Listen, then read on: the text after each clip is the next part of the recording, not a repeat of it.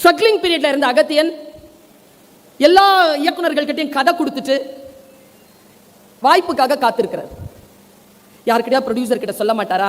யாராவது ஒரு இந்த கதைக்கு ஏற்ற மாதிரியான எல்லாருக்கிட்டையும் கொடுத்து காத்திருக்கும் போது அவருக்கு ஃபோன் வருது.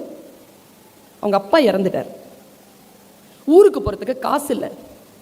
எல்லார்கிட்டையும் கேட்டு வாங்கிட்டு சாவுக்கு போயிட்டு வந்துட்டார். அப்பாங்க 1500 ரூபாய் இல்லாம காரியத்துக்கு போக முடியாது. ஒவ்வொரு இயக்குனர் வீடா போய் இறங்குறாரு, கிடைக்கல. மணிவண்ணன் சார் இப்போ உயிரோட இல்லை. அவர் நல்ல நடிகர், நல்ல இயக்குனர், கொள்கைவாதி, நல்ல மனிதர். கதவு தட்டாரு, அவரே திறக்கிறார், உள்ள வந்து உட்காரார். ஐயா, அண்ணா என்னுடைய அப்பா இறந்துட்டார், இன்னைக்கு காரியத்துக்கு போகணும். தண்ணியெல்லாம் கொடுத்துட்டு, என்னப்பா ஒரு 1500 ரூபாய் இருந்தால் போயிட்டு வந்துடுவேன் சார்.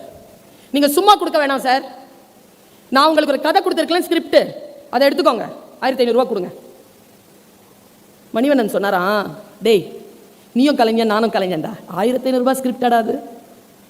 1500 ரூபாய்க்கு வாங்க முடியுமாடா அந்த ஸ்கிரிப்ட்? என்னடா பேசுகிறேன் நீ? நான் 1500 ரூபாய் தரேன், போய் அப்பாவுடைய காரியத்தை முடிச்சுட்டு அப்புறமா பார்க்கலான்னாரான்.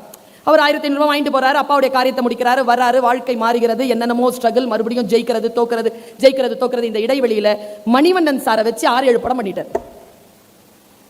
ஒரு 10-12 வருஷம் கழிச்சு மணிவண்ணன் சாரை சந்திக்கிறார். சந்திச்ச உடனே அவருக்கு மனசுல வருது, ஐயோ சார், நான் உங்களுக்கு ஒரு 1500 ரூபாய் தரணும், நான் தரவே இல்லையே சார். மணிவண்ணன் சிரிச்சுக்கிட்டே சொன்னாரா, நீ என் வீட்டுக்கு வந்தல, அன்னைக்கு ஒரு விஷயம் நடந்துச்சு, உனக்கு தெரியாது.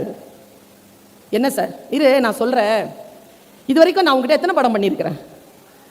ஒரு 6-7 படம் சார். நீ எவ்வளவு ரூபாய் எனக்கு சம்பளம் கொடுத்துருக்கிறதா நினைக்கிறேன்? தெரியல சார், ப்ரொடக்ஷன் கிட்ட தான் தெரியும். 75 லட்சம் ரூபாய் நீ எனக்கு கொடுத்துட்ட. அப்படியா சார்? சந்தோஷம் சார். இருந்தாலும் அந்த 1500 ரூபாய் கடன் தானே சார்?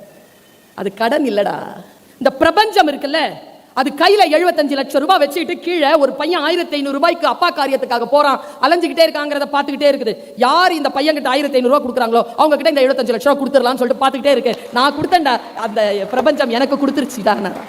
நல்ல விஷயங்களை செய்யுங்கள். உங்களுக்கே தெரியாமல் உங்கள் ஆன்மாவால் நீங்கள் உதிர்க்கக்கூடிய ஒற்றை சொல் கூட அடுத்தவர்களை மாற்றும், அடுத்தவர்களுடைய வாழ்க்கையில் விளக்கேற்றும் என்றால், ஒரு சிறிய வாய்ப்பு, ஒரு சிறிய போன், ஒரு சின்ன வாய்ப்புகளை ஏற்படுத்தி கொடுக்கக்கூடிய அந்த பிணைப்பை ஒருவரோடு ஒருவர் ஏற்படுத்தி கொண்டால் பிரபஞ்சம் உங்களை பார்த்துக் கொள்ளும். நன்றி, வணக்கம்.